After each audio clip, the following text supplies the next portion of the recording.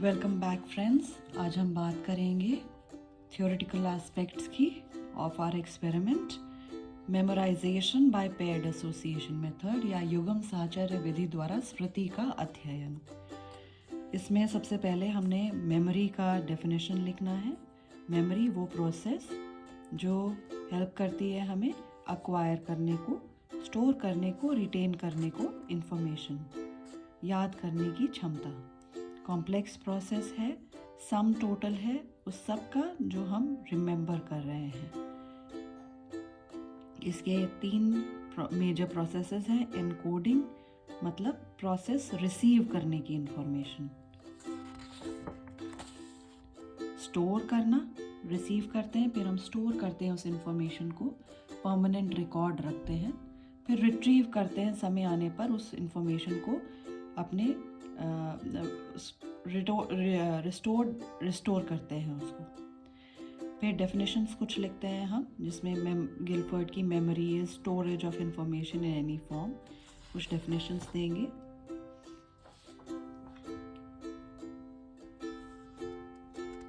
Next हम आएंगे types of memory पर। सबसे पहले सेंसरी मेमोरी जो सबसे शॉर्ट ड्यूरेशन की होती है, लेस देन अ सेकेंड।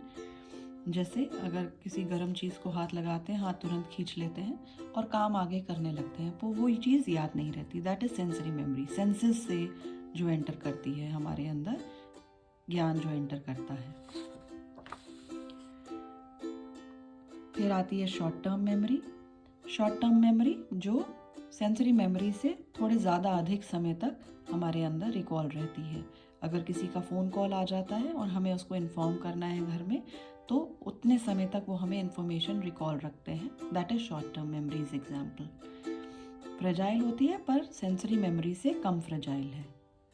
फिर लॉन्ग टर्म मेमोरी जब हम परमानेंटली किसी इन्फॉर्मेशन को स्टोर करते हैं, स्टोर हाउस ऑफ इंफॉर्मेशन में वो जाके बैठ जाती है और जब भी ज़रूरत होती है वो रिकॉल हो जाती है। क्यों? क्योंकि उसको हमने एनकोड किया है सिमेंटिकली, या उसके अर्थ के साथ उसको हमने अपने अंदर स्टोर किया है। So we have sensory memory, short term memory, long term memory. Sensory memory immediate memory है, इसका बहुत ज़्यादा स्टोरेज है पर याद ज़्यादा टाइम तक नहीं रहती। मे बी अ सेकेंड और सो उसकी लाइफ होती है। Short term memory may be 30 seconds और सो, स्मॉल स्टोरेज कैपेसिटी है। फिर लॉन्ग टर्म मेमोरी आती है जो परमानेंट स्टोरेज कैपेसिटी की। फिर हम कुछ लॉज ऑफ मेमोरी लिखेंगे। लॉ ऑफ कॉन्सेंट्रेशन, जितना अधिक कॉन्सेंट्रेशन से हम किसी चीज़ को पढ़ते, याद करते हैं, टास्क कंडक्ट करते हैं, डिस्ट्रैक्शंस नहीं रहते, उतना ज़्यादा लर्न कर पाते हैं, याद रख पाते हैं उसको। रिपीट जितना अधिक करते हैं, लॉ ऑफ रेपिटेशन, उतना परमानेंट हो जाता है हमारा किसी चीज़ को याद रखना, मेमोरी में स्टोर हो जाता है लॉन्ग टर्म मेमोरी में। लॉ ऑफ एसोसिएशन, अगर हम किसी चीज़ को जोड़ जोड़ के पढ़ते हैं तो वो इजीली मेमोराइज हो जाता है और लंबे समय तक हमारी परमानेंट मेमोरी का हिस्सा बन जाता है। फिर कुछ कैरेक्टरिस्टिक्स मेमोरी के।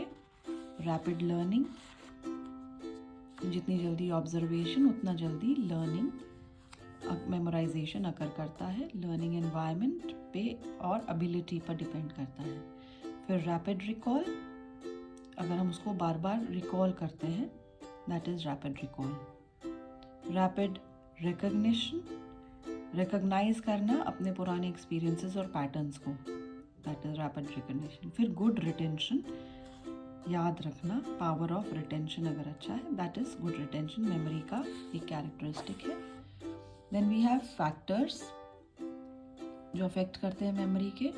Meaningful subject, age of the learner, health condition, interest, willpower of the learner, practice, learning by doing and rest। ये कुछ फैक्टर्स हैं जो अफेक्ट करते हैं हमारी मेमोरी को।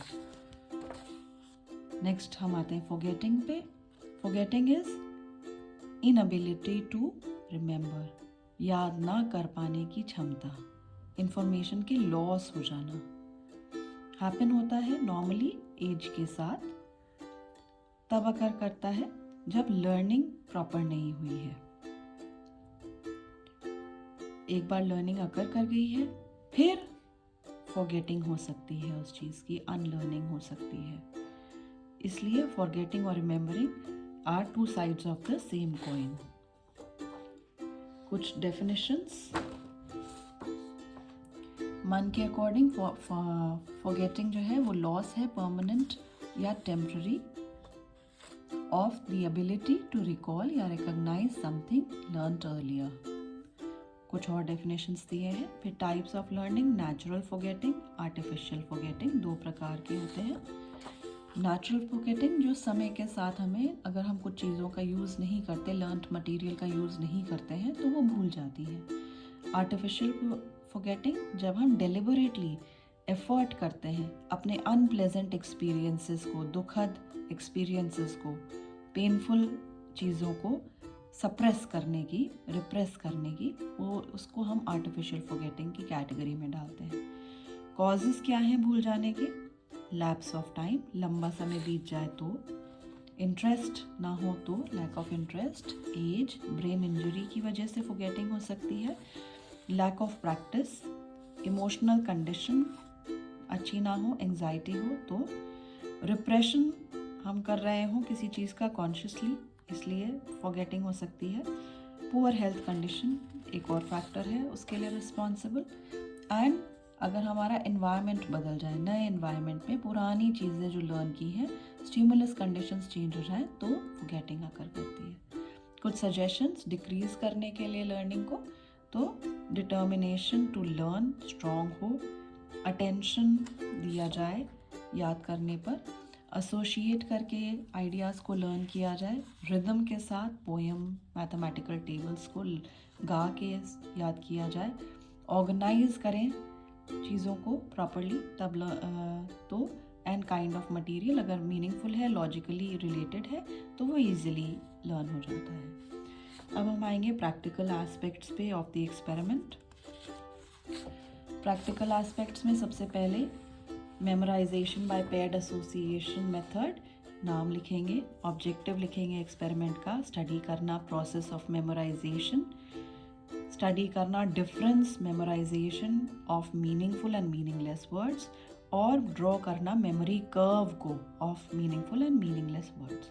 फिर डिस्क्रिप्शन देंगे सब्जेक्ट का, डिस्क्रिप्शन देंगे हम एक्सपेरिमेंटर का, एक्सपेरिमेंट का डिस्क्रिमिनेशन, जो मटेरियल हमें इसमें रिक्वायर्ड है, जो कि है सेट ऑफ 16 मीनिंगफुल वर्ड्स जिनको हम फ्लैश कार्ड्स कहते हैं, एंड 16 मीनिंगलेस वर्ड्स जिन फ्लैश कार्ड्स कहा जाता है, एंड अदर थिंग्स।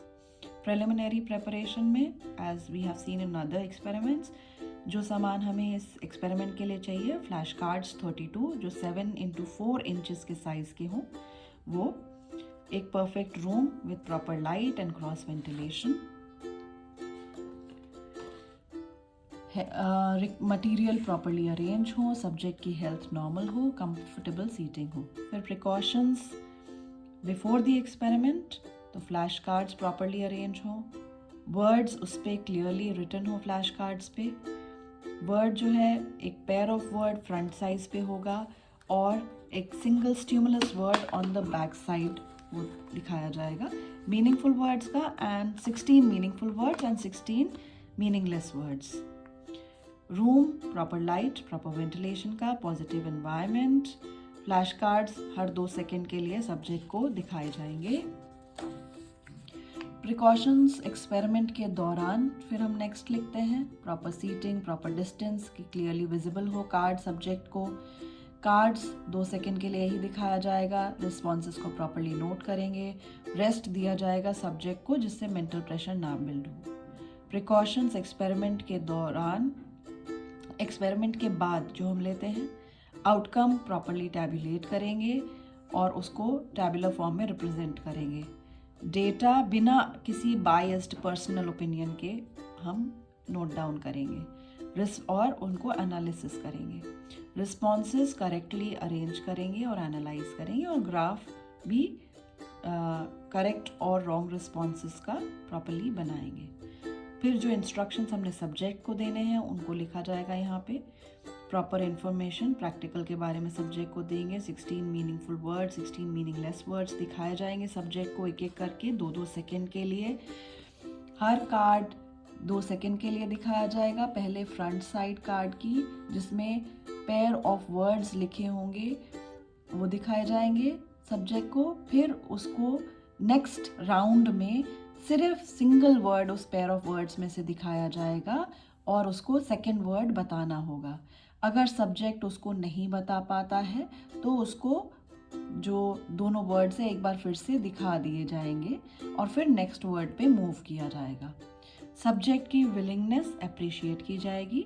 सब्जेक्ट को ये बताया जाएगा कि प्रैक्टिकल कहीं से भी उसको कोई इफेक्ट नहीं करेगा और एक्सपेरिमेंट परफॉर्म किया जाएगा जब तक सारे वर्ड्स कार्ड्स शो होके ट्रायल्स एकदम क्लियर विदाउट मिस्टेक नहीं आ जाते हैं।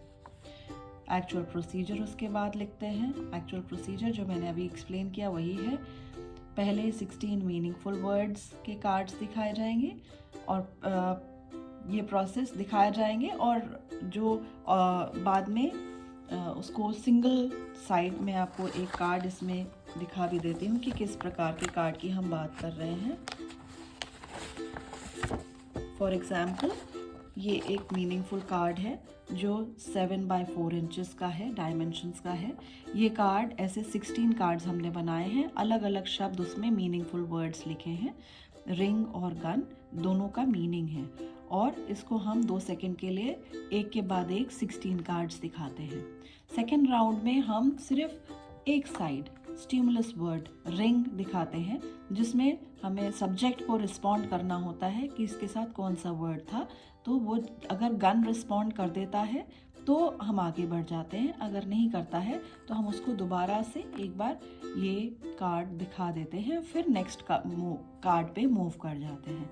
तो ये मीनिंगफुल कार्ड्स के लिए हम करते हैं। ये प्रोसेस तब तक करते हैं जब तक 3 कंसेक्यूटिव एक के बाद एक जो ट्रायल है उसमें हमें सारे 16 के 16 सही रिस्पॉन्स नहीं मिल जाते। यही प्रक्रिया हम मीनिंगलेस पेयर ऑफ वर्ड्स के साथ भी दोहराते हैं। मीनिंगलेस वर्ड्स का पेयर भी मैं आपको एक यहाँ पे उसका भी एक एग्जाम्पल दिखा देती हूँ। फॉर एग्जाम्पल ये मीनिंगलेस वर्ड है रस यूं, जो कि एक सब्जेक्ट को लर्न करना है। एक बार उसको 2 सेकंड के लिए ये कार्ड दिखाएंगे, ऐसे 16 अलग अलग मीनिंगलेस वर्ड्स के कार्ड्स दिखाएंगे।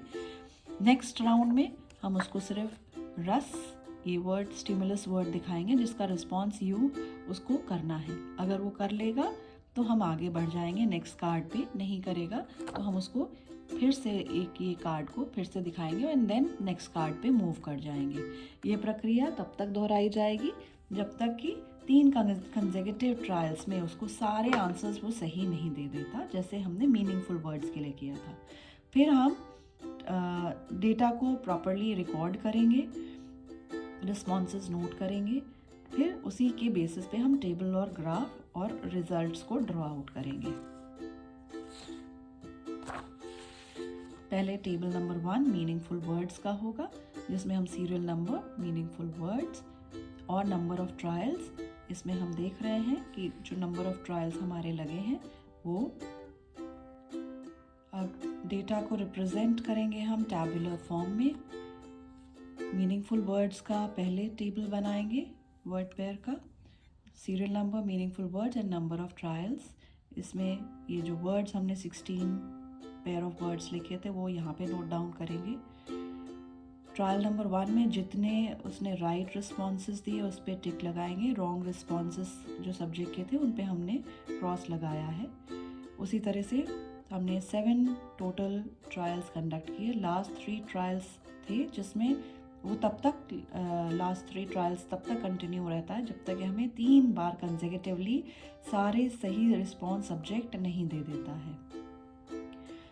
नीचे नंबर ऑफ राइट रिस्पॉन्सेस हमने नोट किया है, तो हर ट्रायल में फर्स्ट वाले में आप देख रहे हो 11 राइट रिस्पॉन्स है and number of wrong response 5 है।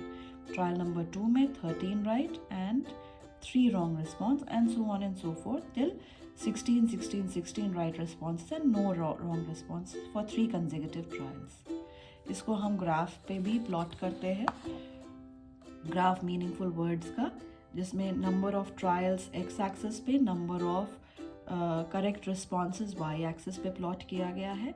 ट्रायल नंबर 1 में अगर आप ये टेबल देखोगे तो ट्रायल नंबर 1 में वी हैव 11 राइट रिस्पॉन्सेस। सो हमने यहाँ मार्क प्लॉट किया है, डॉट प्लॉट किया है। और ट्रायल नंबर 2 में 13 राइट रिस्पॉन्सेज हैं, तो 13 के आगे हमने इसको प्लॉट किया है।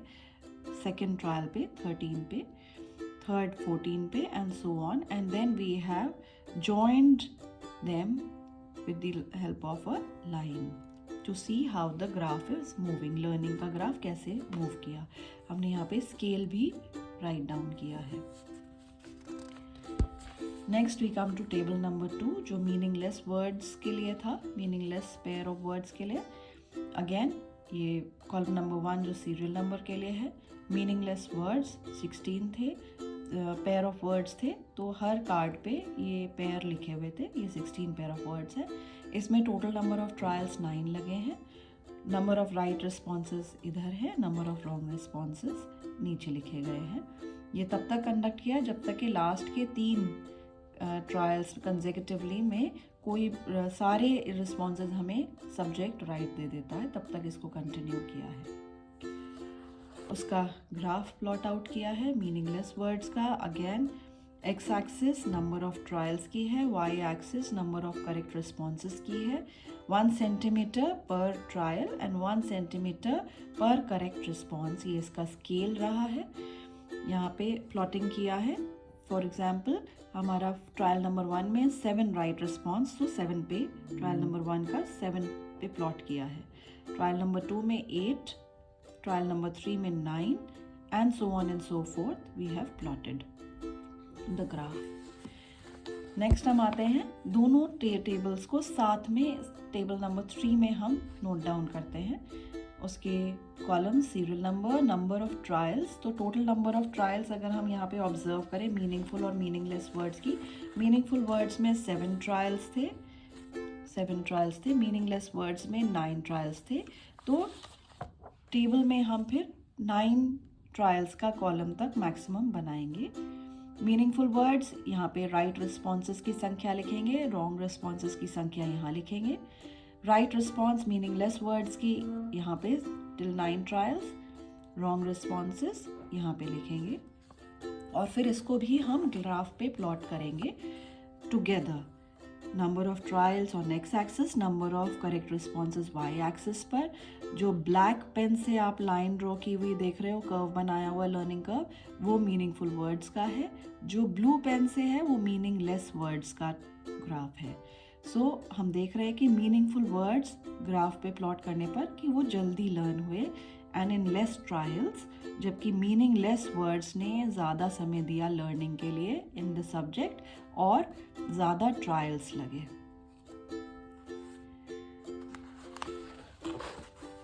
आपने जो वर्ड्स बनाए हैं उनको हम एनवेलप्स के फॉर्म में 16 पेयर ऑफ वर्ड्स जो है मीनिंगफुल वर्ड्स के with the back side of stimulus word, meaningless words के 16 ये हम एनवेलप में यहीं स्टिक कर लेते हैं अपनी फाइल में।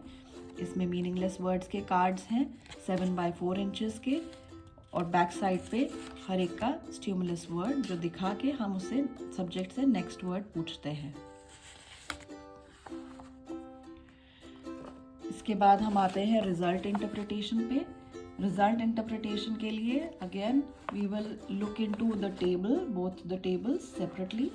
पहले हम इंटरप्रेट करेंगे रिजल्ट मीनिंगफुल वर्ड्स का और फिर मीनिंगलेस वर्ड्स का टुगेदर। जब हम एक साथ में देखते हैं तो वो क्लियर ही है कि मीनिंगफुल वर्ड्स जल्दी लर्न हुए देन मीनिंगलेस वर्ड्स। उनको 7 ट्रायल्स लगे मीनिंगफुल वर्ड्स को लर्न करने में, मीनिंगलेस वर्ड्स को 9 ट्रायल्स। सो ये टेबल देखते हुए ही हमने इंटरप्रिटेशन किया है। फिर इंटरप्रिटेशन मीनिंगफुल वर्ड्स का ट्रायल नंबर 1 पे 11 राइट रिस्पॉन्सेज, 5 रॉन्ग रिस्पॉन्सेज हैं। मेमोराइजेशन ईजी था क्योंकि मीनिंग अटैच था टू ईच वर्ड, तो उनमें एसोसिएशन हो गया दोनों में। फिर ट्रायल नंबर 2 में 13 correct responses and 3 wrong responses. हम ग्रेजुअली देख रहे हैं जो हमारे राइट रिस्पॉन्स की संख्या है वो बढ़ती जा रही है। फिर the number of responses increase हो रहे हैं। Why? Because repeated showing of cards, हम कार्ड्स को बार बार दिखा रहे हैं तो वो लर्निंग अकर कर रही है और भूलना कम हो रहा है। नंबर ऑफ ट्रायल्स जैसे बढ़ते जाते हैं, करेक्ट रिस्पॉन्सेज का नंबर बढ़ता जाता है और गलतियाँ कम होती जाती हैं। सो फाइनली ये हम इसको नोट डाउन करेंगे 14-15 for third and fourth trial and 2 mistakes and 1 mistake respectively. Subject ने ये भी बताया कि सुनने से लर्निंग उसको एंड व्यू करने से कार्ड्स को लर्निंग ईजी हो गई थी। फिर कुछ वर्ड्स ऐसे थे जो डिफ़िकल्ट लगे, जैसे क्लॉक और रिवर, प्लांट और डिजिट, पर वो 5th राउंड तक वो भी राइट हो गए and then 5th, 6th and 7th round में सारे वर्ड्स उसने सही से रिकॉल कर लिए। फिर इंटरप्रिटेशन जो है मीनिंगलेस वर्ड्स का हम लिखते हैं। मीनिंगलेस वर्ड्स में भी पहला ट्रायल सब्जेक्ट का, जिसमें कम रिस्पॉन्सेज उसको लर्न हुए थे और 7 करेक्ट रिस्पॉन्सेज थे, 9 रॉन्ग रिस्पॉन्सेज थे। Number of correct responses less है than number of wrong responses because words का कोई मीनिंग नहीं है और डिफ़िकल्ट था to learn when they are meaningless. Second trial में 8 करेक्ट रिस्पॉन्स, 8 रॉन्ग रिस्पॉन्स, पर जैसे जैसे प्रोसेस बढ़ रही है करेक्ट रिस्पॉन्सेज इंक्रीज हुए। Third, fourth, fifth and sixth 9, 11, 12 and 15 right responses का नंबर था और रॉन्ग रिस्पॉन्सेज ग्रेजुअली डिक्रीज हुए।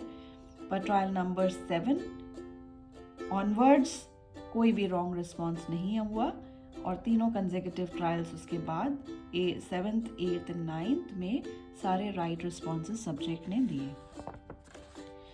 Then we